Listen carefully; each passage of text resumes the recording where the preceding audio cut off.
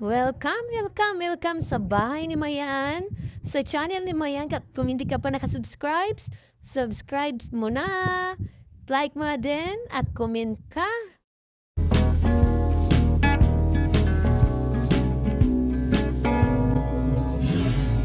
Talong ang bida sa ating videos ngayon. Panoorin nyo at enjoy nyo lang. At kung hindi mo pa naman nagagawa, ito ay pwede mo ring gawin, pwede mong gayain. Maraming salamat sa mga sumusuporta sa videos. Enjoy nyo lang po. At mayroon naman akong bagong kwento, bagong motivation sa ating buhay. Pakinggan nyo lang. Bakit bawal maging mayabang? Maging mabuti sa iba kahit sino pa sila. Ang pagmamataas ay nagbubunga ng kapahamakan, ngunit ang nagpapakumbaba ay karangalan. Mga Kawikaan 18:2-12. So basahin na lang kung may Bible kayo, pakibasa na lang. Mga Kawikaan 18:12. Bakit bawal ang mayabang? Umalis kayo dito. Abala kayo sa mga customer. Ito ang sinabi ni Pedro sa mag-amang pulubi. Bagong manager ng isang malaking store at gusto niyang magpakitang gilas sa may-aring si Juan, na nakatingin sa kanya habang pinaralayas niya ang mag-amang pulubi. Nakayuko na umalis ang mag-ama habang humahatbang ito. At inabutan ng supot ng tinapay ang mag-ama at ang sabi ni Juan, na may-ari ng store, baka di pa kayo kumakain.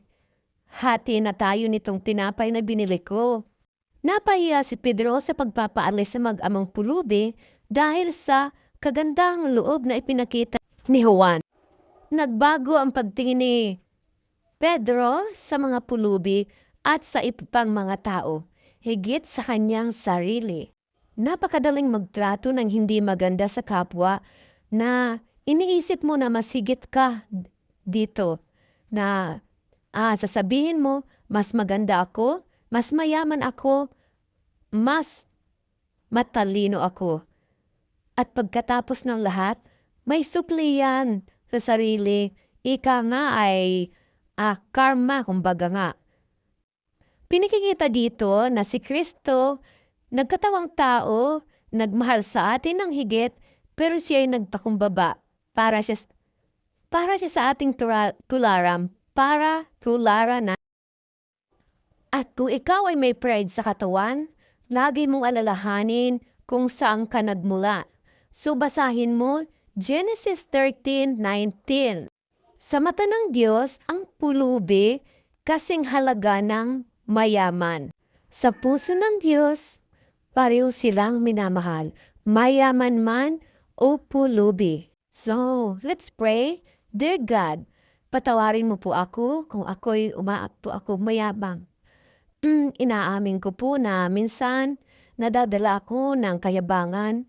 Baguhin niyo po ang aking puso hanggang maging katulad ako ni Kristo. In Jesus' name, Amen. Isipin mo na kung paano maging mabuti sa kapwa, kahit sa maliit na bagay lang. Like sa pagpapasalamat sa mga nagsiserve sa iyo, kagaya ng grocery store, sa mga fast food restaurant, sa mga gumagawa sa iyo ng mabuting bagay na hindi mo na kailang i-post pa sa social media. Kung pagmamataas ay nagbubunga ng kapahamakan, ngunit ang nagpapakumbaba ay karangalan. Mga Kawikaan 18:12. Laging tandaan, tratuhing maayos at may pagmamahal ang kapwa. God bless you. God loves you.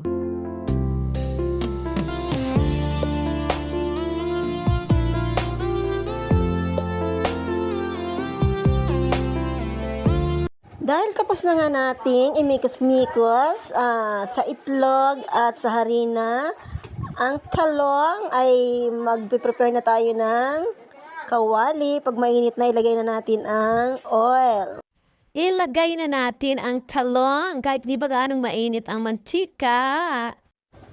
At kapag na golden brown na yan, baliktarin na natin. Pwede nyo rin itong gawin. Pwede nyo rin sausawin ito ay ketchup. Masarap ito, crunchy. Kahit anong gulay ang gawin natin, basta gulay, wag lang mga karni-karni guys. Hindi ako masyado sa mga pork at iba pa mga karni. Manok, minsan lang. So ayan na golden brown na nga siya. Binaliktad na natin ang talong.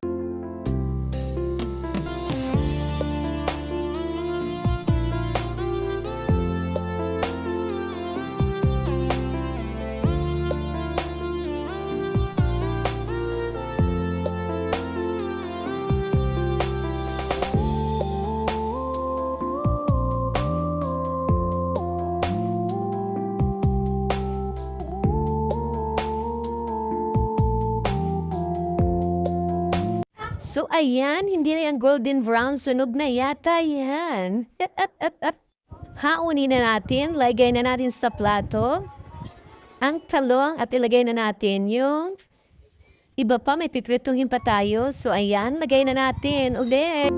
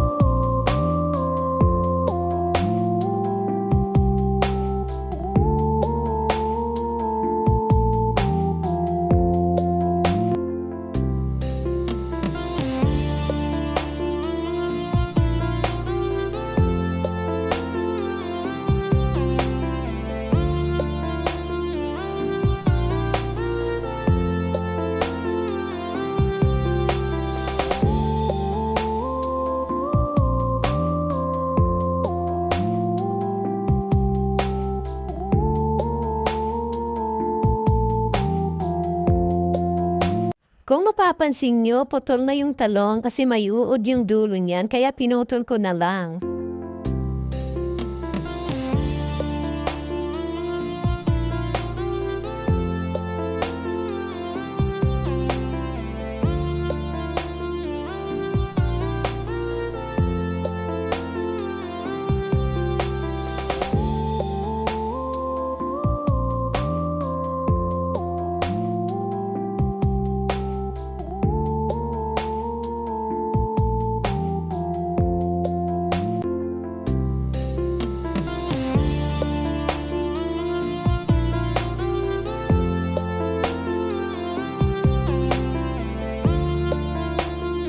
Ayan, luto na ang talong.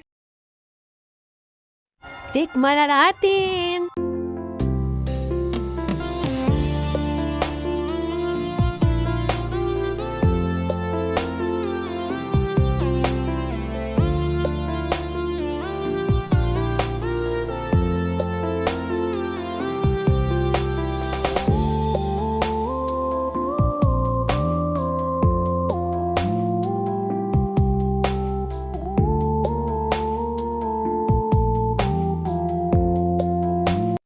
Yummy! Sobrang crunchy!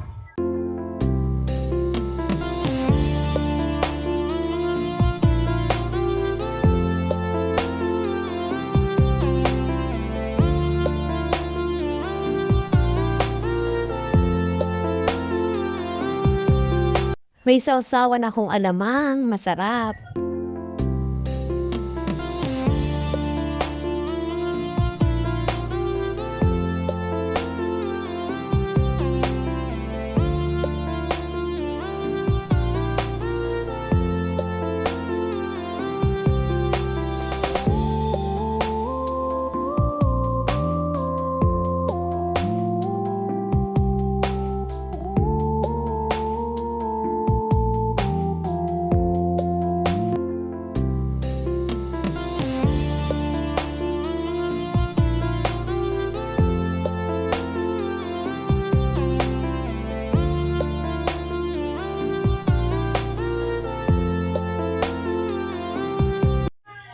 Kangkong bangos ang aming ulam at talong. Yan nga yung aking ginawa.